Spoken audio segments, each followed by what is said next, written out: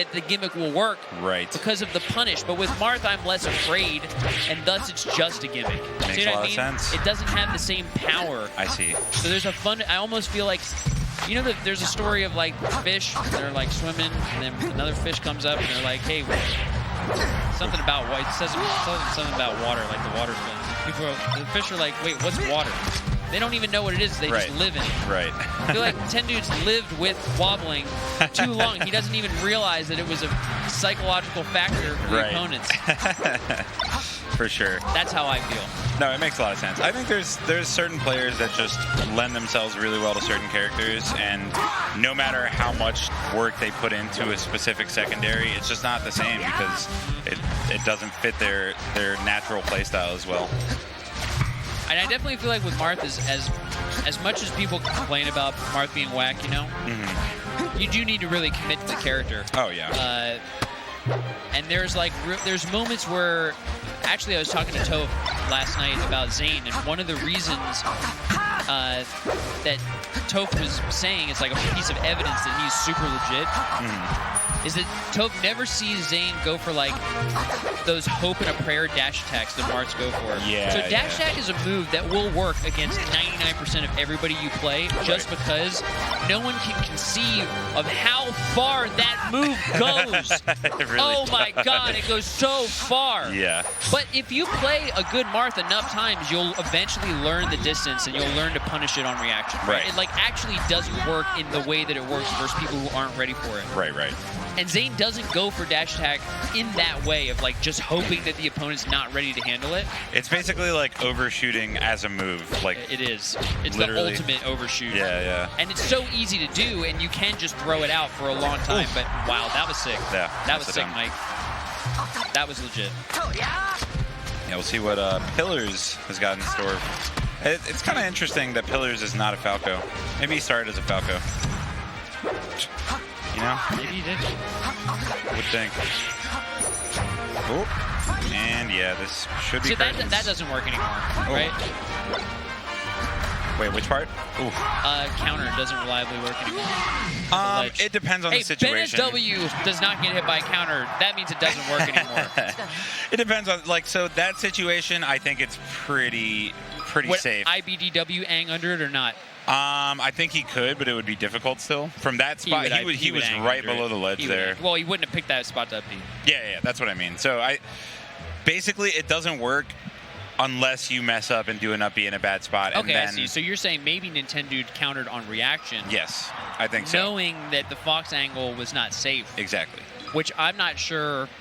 Because you're a Fox, you have native programming running in your brain saying, "Oh, that height's not safe." But Right. Nintendude might not know it. That's true. That natively. Right. Yeah, he might. Maybe he does. Then he is just super sick. Oh wow! Right off the bat. He's getting some really nice tippers. Yeah. I feel like that's a very precise move, like especially off those kind of combos. Ooh. Sometimes tipper's pretty free, but right. Yeah, no, he's off of up air. You really have to know when to hit the button. Yeah, he's comboing it, which is pretty difficult to do for sure. Maybe I was wrong. Yeah, maybe he's sick now. It's looking pretty nice so far. I haven't played him in a long time. I don't play at the office. Fair enough. I got a kid now. True. I can come to 2 tournaments a year. That up tilt is a heartbreaker for Pillars, by the way. Yeah. Pillars coming down, he's thinking like, man, I'm behind Marth, you know. I got this back air, it's a great move. Right. And then he just gets hit by tipper up tilt. That hurts. I like the nair into forward smash, though. Okay, get up attack. Again, this time it's not going to send the right way, though. Ooh. Nintendude definitely looks like a swing the sword Marth. There's 2 key Marths. One is the dash back Marth, the other is the swing the sword Marth. Right. Yeah, he's definitely a swinger. He's a swinger. Blur is Blur doesn't fall into either category. Yeah, we're going to ruin the whole thing. May as well get me off. Oh, man. You know, I was commentating with Blur yesterday, and we had a whole conversation about how he wants to start charging smash attacks with C-Stick and Z because sometimes he accidentally doesn't get a dash. He like gets a dash or something instead of a charge smash. I was like, He was like, "Is that a problem for you? It happens like 1% of the time." And I was like, "No, it happens almost zero for me. Like, it doesn't happen. That's not a thing that happens." I was literally talking about this. Can I go? You can go. I really think it's important to discuss. I'll share my thoughts on what you just said. Is so classic Blur, but it also has implications that I think we need to discuss. We can do that after the game. Okay. After we see the thrilling conclusion of Nintendude versus Pillars. Pillars is starting to bring it back a bit, but I think the deficit might have just been too large to begin. And sometimes you can work on a comeback, but... And he's playing a former top player. Oh, yeah. I mean, obviously, Nintendude still really good despite not being as active as he once was. Icy's at any minute. Yep. Last time I played Nintendude's Marth, I lost. Oof. Yeah. I wasn't happy about it. No, that was solid stuff from Nintendude's Marth taking it over Pillars 2-0. Yeah, some dope combos. Yeah. Especially the tipper ones, man. That's Yeah. always just the most satisfying way to end a Marth combo with a tipper. But yeah, let's talk about Blur here. Here's the thing. And so oh my god.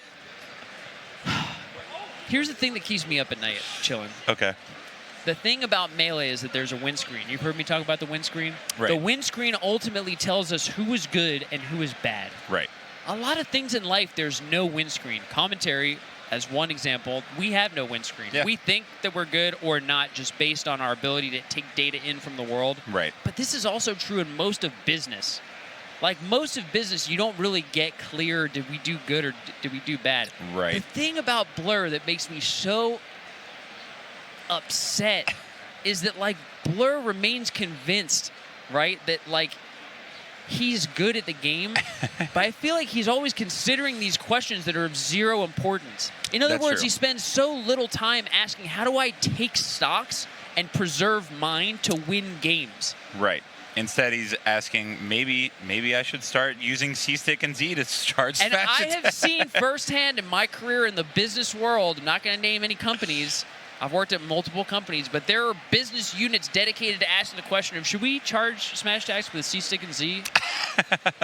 Like, is that a good... Should we invest a lot of resources in that? Meanwhile, you're losing in pools.